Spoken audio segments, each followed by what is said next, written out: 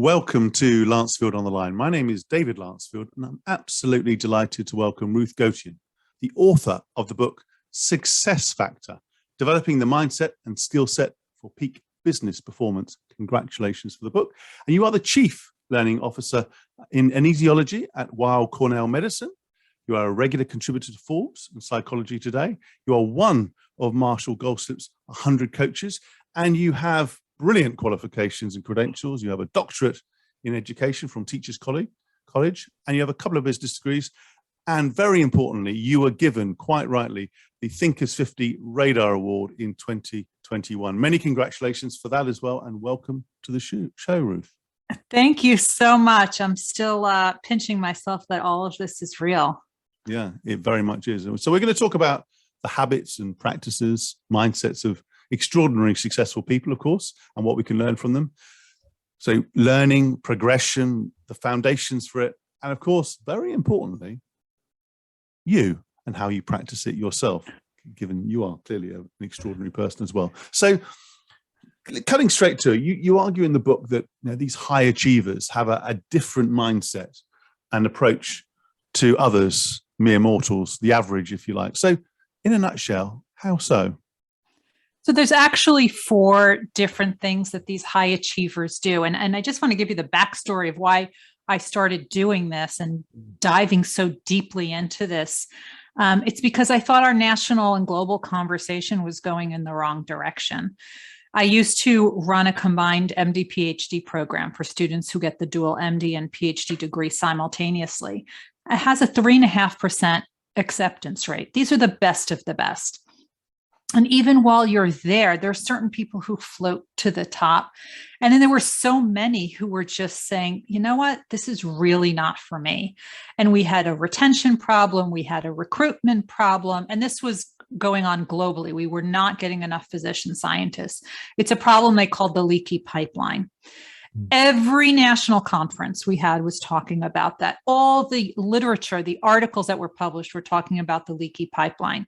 And I kept looking at the other end of the spectrum, those whose work was so incredible, so exciting, so paradigm shifting that it more than made up for anyone else.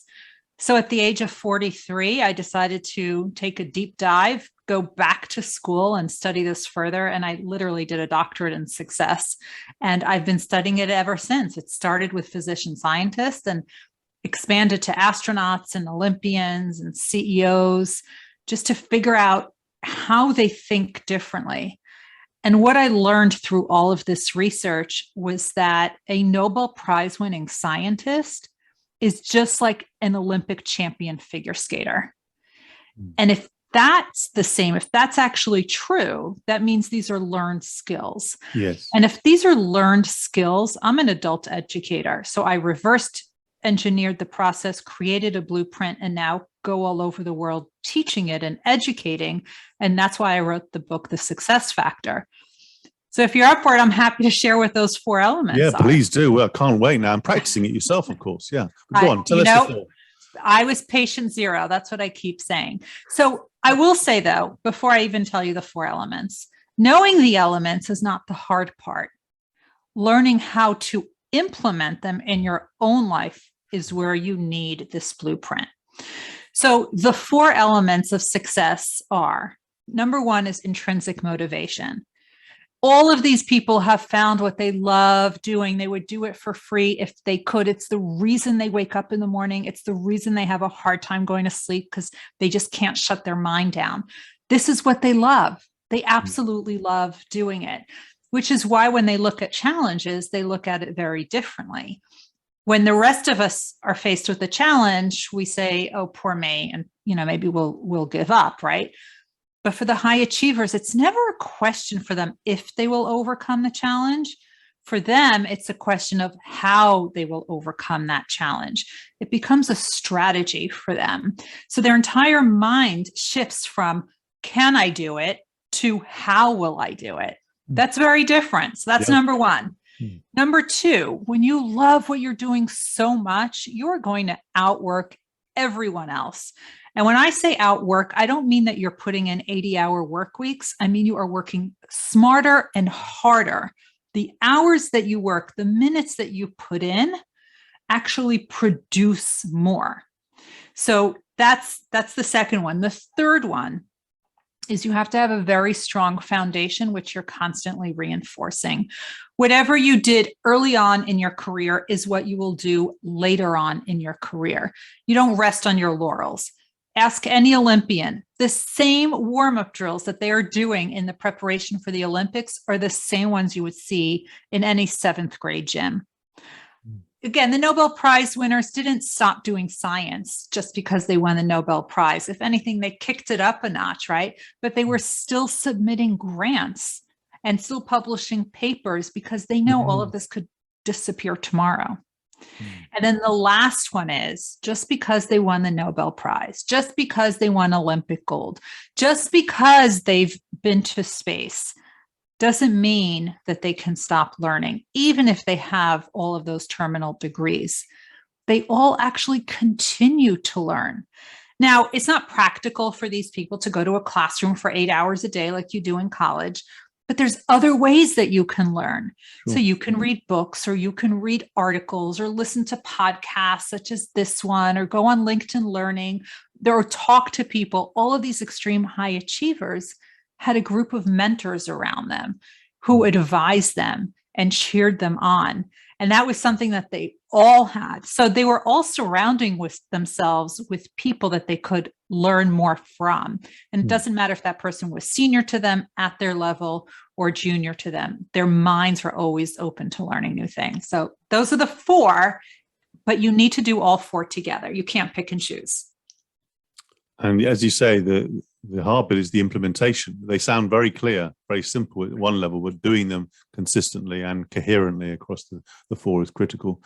And so let's just dig into a bit more of this. How goal-driven, how objective-driven were they? And the reason I ask that is, when you work with organizations, as I do, it's always about performance management and measurement, and it's all about goals. Yet you obviously emphasize intrinsic motivation, which may counter that to a degree. So I'm curious, how important are goals in the lives of these people?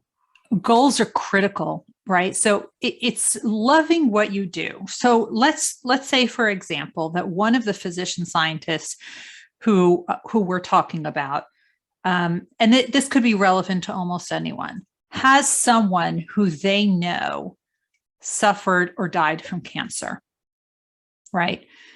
Their goal is to make sure no one ever has to feel that loss. No one ever has to go through that hardship. No one ever needs to suffer like that again.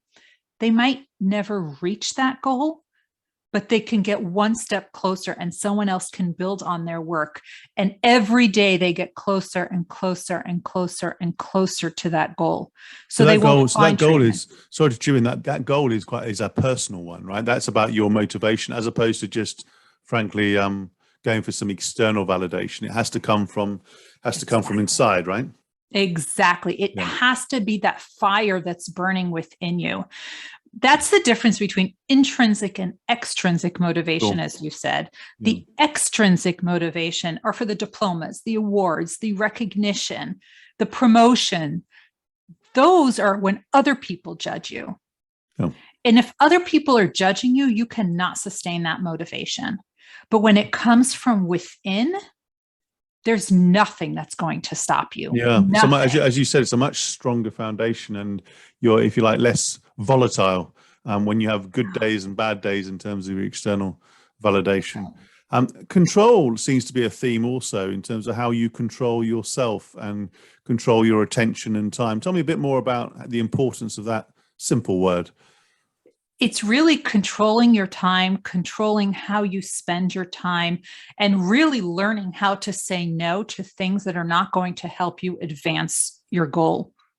So, for example, you need to know when to optimize your time. When I'm talking about working harder and that work ethic, it's not just about putting in longer hours, it's putting in smarter hours. So, for example, I am a morning person, which means my cognitive hours, my focused hours are in the morning. I've seen that. I will do. You get up really early. You get up really early. I do get up really early. But that's the reason that during those hours are when I'm doing my writing, my editing, all those things that require that greater mental energy. In the afternoon, when I start getting slower, is when I do some of the more passive tasks that don't require that deep focus. So that's when I'll respond to emails, and that's when I'll do those back-to-back Zooms. I try not to eat into my morning hours with Zoom meetings if I can help it, because I know that 5 minutes in the morning can be 45 minutes in the afternoon. Yeah, that's a good way to frame it. So yeah, I guess you are ruthlessly, no pun intended, right? Yeah, indeed, intended. Ruthlessly prioritizing your time and attention, and managing your schedule strategically, and making sure you're focusing on the important things rather than just the things that come in, the interesting things that can be distractions. But David, I had to learn to do that, because when I went back to school to get my doctorate, I was working full time. I was raising my family. I had elder care for my parents. When I wrote The Success Factor, still working full time, it was written on nights and weekends. So you really learn how to milk every minute of every day and not waste time on things that won't further your goal. Because if you let them, people will eat your time. So I'm really interested and personally curious, given I have some of those challenges, well, commitments and obligations as well. How do you avoid that being very sort of self-absorbed and if you like, the self-control? So it's all, and I'm not suggesting you are, Ruth, but I've come across people who are super efficient and effective, but it's about them. Yeah. And so when somebody needs a bit of help, somebody's not quite in their purview and in their focus, they might help them, but often they'll just say, hey, know what? No, it's all about me. How do you avoid that when you're so focused on, your goals and your own intrinsic motivation? So I give myself a lot of timelines, and I put buffers in those timelines, because what I want to do is help other people, right? That's the reason I'm doing all of this, right? My mentor said to me, do things that are important, not just interesting. And if it's important, it will have an impact. But part of the way to have an impact is really to help other people. But I will tell people, I really want to help you. Can it wait until next week? Or when I'm working collaboratively with someone on a project, I actually create a timeline so that we hold each other accountable. Because if a project is supposed to take 2 weeks, I can't have it take 6 weeks. Because that just creates a domino effect and will slow everything else down. So I'm all for helping other people. I love collaborating with other people. You'll see many of my articles are collaborative articles. Yes. But it's really about people who understand the importance of timeline. How are we going to do this efficiently? How are we going to do this effectively? And how are we going to create an impact? And if your goal is to create an impact, I'm on board with you. But we need to find a way to do it in an effective and efficient way. So you set quite rightly a high bar in terms of the impact you have, the quality you have, and the quality of that collaboration. I now understand, by the way, how it took a while to get our session scheduled, because I am important, but not that important. But let's move on from that. So let's talk about That's funny. Happy to oblige. It's been one of those days. But so these people who have led extraordinary lives, been incredibly successful, I'm curious on the other side. So everyone, or most people, tell me otherwise, reach a peak of some sort, right? They may still learn, and they may still issue the grant submissions and so on. But how do they manage the other side once they've won the medal, they reach the pinnacle? How do they manage themselves well? Because we all have our mini versions of that. Yeah. And I've seen good and bad stories of people in terms of the after the peak. Yeah. So none of the Olympians or Nobel Prize winners or astronauts who I spoke with crumbled after they got their big achievement. And if you ask them, and this I think is very telling, I always ask them, where do you keep your medals? Only 2 of them had it on display. Everyone else, it's in a safe, it's in a box under the bed, it's in a brown paper bag in the sock drawer. Gave them all away. He said it was just too suffocating, because at the end of the day, it was never about the medal. And they all tell me that the medal is a chapter in their life. It's not the entire story. So they take the lessons they learned from that chapter in their lives and they use it for whatever is next. And I'd say that's very, very refreshing. I have to say it's incredibly refreshing and I'd say surprising. And does that apply to business leaders as well? Because I've had more mixed experience than that. I mean, some people really, really put it out there. And there's others who, I'm being provocative for a moment, if I may. There's others who sort of talk in that way, but underneath it all, they really absolutely love the fact that they've got these, this external validation. Look, the external validation doesn't hurt, right? Because you need it as that social proof to show that you're legitimate, right? But it's not about that. It's not about getting the award that is so great. It's more of achieving something you never sought to achieve, but you are being rewarded for it. At the end of the day, you want to do great work. You want to have an impact. That recognition is great because it'll give you that platform. So one of the Paralympians who I spoke to, who competed in both winter and summer Paralympics and won close to a dozen medals. And I said to her, I said, well, why so many, right? And she said, you don't understand. This gives me a platform to make change for people who need different access. Brilliant. She was a paraplegic. She, when she first started, they didn't even have ramps. She had to find driveways. And now she's working with the UN in order to create change. So this helps give that social proof so you can go on to the next big goal, right? It's using your platform from there towards the next goal. And that's why you don't crumble. It's you take those lessons and work on the next big thing. I'd say that's remarkably good. I mean, in terms of that platform and that strong sense of purpose. I guess these people still have bad days, right? They're still humans, but they bounce back better as opposed to.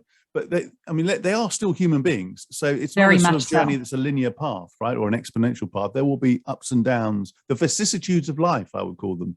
Right? Are they still human? They're very human, but I'll tell you the difference. They surround themselves with a team of mentors.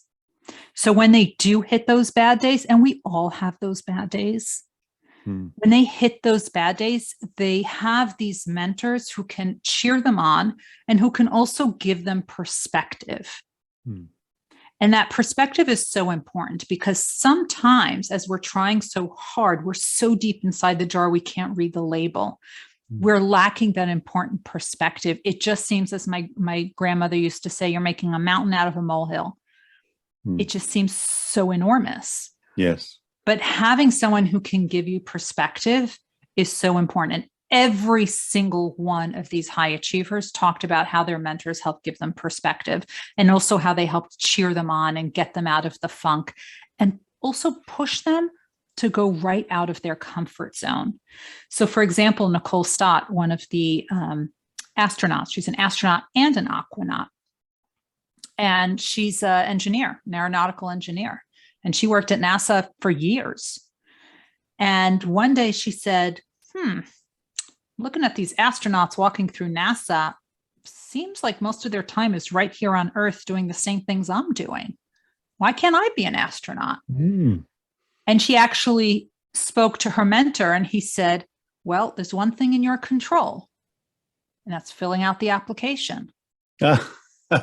Brilliant. Right? So fill out the application. He never said you'll be the best astronaut or it's so competitive, don't get your hopes up. Control what you can control. Fill out the application. So she did twice because she didn't get accepted the first time. But that's part of it, right? Is not giving up. Or how about Dr. Peggy Whitson, who had to apply for 10 years before she was accepted. And then she became the first female commander of the International Space Station, spent more days in space than any American astronaut of any gender, and became NASA's chief astronaut. But she had to apply over and over again for 10 years. Talk about resilience. That's amazing. That's incredible. Now, these people, as you just illustrated, are single-minded in their determination, or at least resilient and focused. What about what I call the collateral damage around them, in terms of the people? And I'm not being negative about this, but let's be frank. I worked with and know a number of extraordinary people, and they are, however efficient, focused, prioritizing, so on. Effectively, it's their world, it's their ambition, and the sort of people around them, friends, family, and so on. They're not nasty to them, to my knowledge, but they, it's hard to get balance because they are focused. They may not be doing 100-hour weeks, but they're still working pretty hard. How much of a role and a theme was that in your interviews? It's so interesting because one of the definitions of success are people who pay it forward in some way. It's not about collecting the accolades. It's leaving this world better than we found it, doing something to help develop other people, develop the next generation, teach something, create something. And that's what all of them did. And I think that is what has kept them so grounded for so long. Now, did some of them have, multiple spouses over the years? And, yes, sure. I don't know that that's any different from those of us who didn't go to space or may not be the only reason, right? Yeah. Right. Yeah. Exactly. I definitely did not delve into that. But what I found so interesting was that they paid it forward. Yeah, I like that. I like that. They really created something to help other people. So, for example, Dr. Charlie Camarda, who's one of the astronauts who I spoke to, he went up after the Columbia disaster. After retirement, he created an Epic Education Foundation, and he's teaching hundreds of children's and educators all around the world now. And this is what he's doing in retirement. Yeah, that's wonderful.